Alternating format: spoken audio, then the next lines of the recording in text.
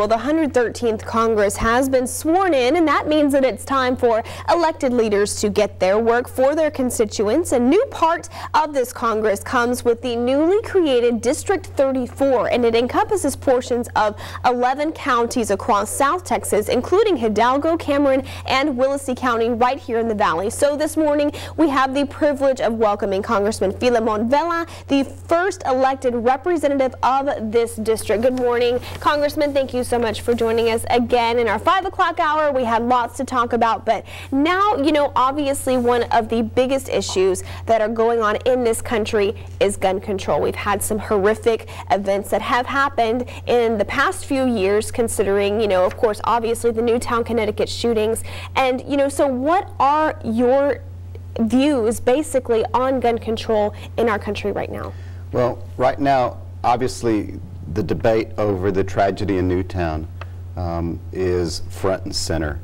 And I'm going to keep an open mind going forward, but it's something that we're going to address very quickly here in the new congressional cycle. I think it's important when we talk about this issue, we have to be very cautious when we're dealing with the Second Amendment.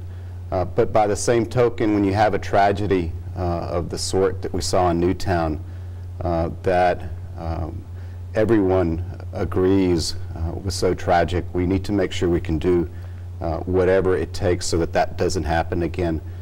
We really have to start thinking as a country, looking at that issue as a country and asking ourselves, what are we going to do to make sure that doesn't happen again? What are we going to do to make sure what happened in West Virginia doesn't happen again? What happened to Congresswoman Giffords in Arizona and to the people that were in the theater in Aurora, Colorado? So I really think the question of the day is, what are we going to do to prevent those things from happening? And it's going to require us to really take a comprehensive look, not only at issues about what are we going to do about guns, but what are we going to do about mental health? Because at the core of all of those episodes was the fact that you had an individual who, by all accounts, was not well. And I think that anytime we talk about what we're going to do to prevent those sorts of tragedies, we have to also start addressing that. Now, considering this topic of gun control specifically, we actually have a comment from one of our viewers talking about this, and it's actually a Facebook comment, and if we could pull that up on the screen, it's from Ben Nunez Sr., and the question is, will you stand up to the NRA and pass an assault weapons ban? Well, I think what I'm going to do is, there are 10 proposals that were filed just last week, and as we move forward over the next month and a half, what I'm going to do is take a look at all proposals that are on the table, and at the end of the day, I'll make a decision that will be well informed.